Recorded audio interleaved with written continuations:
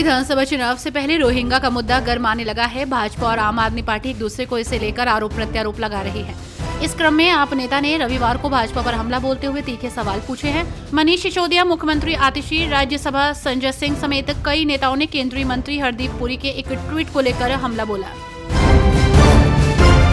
RJD नेता तेजस्वी यादव ने कहा कि लाठी डंडे वाली सरकार चल रही है, अफसरशाही चरम पर है, मुख्यमंत्री होश में नहीं है कि बिहार में क्या हो रहा है। इनसे बिहार चल ही नहीं पा रहा है।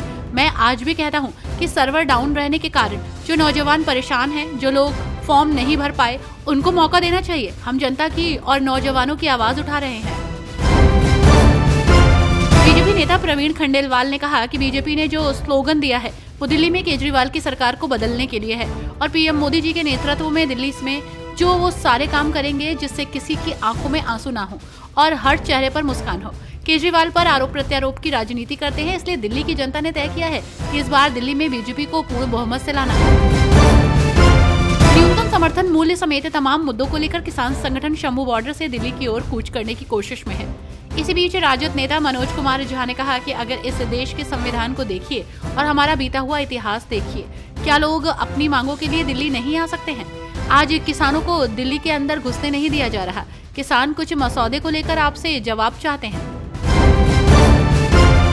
बीजेपी नेता शहजाद पूनावाला ने कहा कि ईवीएम एक बहाना है अपनी हार के लिए। विपक्ष ये सब ड्रामा कर रहा है, ये जनता के जनादेश का अपमान है। जब जनता ने महाराष्ट्र में तीसरी बार बीजेपी की सरकार चुनी है, विपक्ष इसे स्वीकार करने की बजाय हार का ठीकरा ईवीएम पर फोड़ रहा है। ईवीएम को झारखंड, जम्मू कश्मीर, कर्नाटक, पंजाब और दिल्ली में ठीक मानते हैं, तो वही लोग कहते हैं कि हरियाणा और महाराष्ट्र में गड़बड़ है। उन्होंने कहा कि क्या वे अपने आप को संविधान से ऊपर समझते हैं, जो ठीक नहीं है। केरल उच्च न्यायालय द्वारा राज्य आपदा प्रतिक्रिया कोष में उपलब्ध धन के बारे में राज्य सरकार की स्पष्टता की कमी पर गहरा असंतोष व्यक्त करने के बाद भाजपा नेता वी मुरलीधरन ने कहा कि उच्च न्यायालय की आलोचना के बावजूद राज्य सरकार काम जारी रखे हुए है। भारत सरकार पर राजनीतिक लाभ उठाने का आरोप लगाने की उनकी प्रथा है। उन्होंने आगे कहा कि वायनाड आपदा और राहत उपायों के संबंध में केरल उच्च न्यायालय में जो कुछ हुआ, उसके बावजूद राज्य सरकार इन आरोपों के माध्यम से भारत सरकार पर राजनीतिक लाभ उठाने का आरोप लगाने की अपनी प्रथा पर कायम है।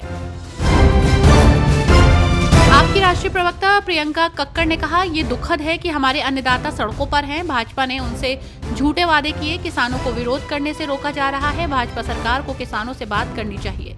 साथ ही उन्होंने कहा कि दिल्ली में लोगों ने बिजली, स्वास्थ्य, शिक्षा और ऐसे मुद्दों की देखभाल के लिए 2 सरकारें चुनी हैं। उन्होंने कानून और व्यवस्था की स्थिति को बेहतर करने के लिए भाजपा के 7 सांसदों को चुना है, लेकिन स्थिति बिगड़ रही है।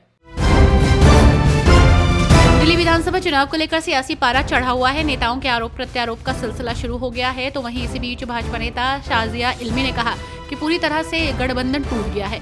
किसी को किसी के लिए सम्मान नहीं है और जब कप्तान को बाकी प्लेयर्स के लिए सम्मान नहीं रहता तो वो टीम ही नहीं बचती है। हरियाणा में कांग्रेस की हार पर प्रदेश प्रभारी दीपक बावरिया बोले, 14-15 सीटों पर टिकट वितरण गलत हुआ।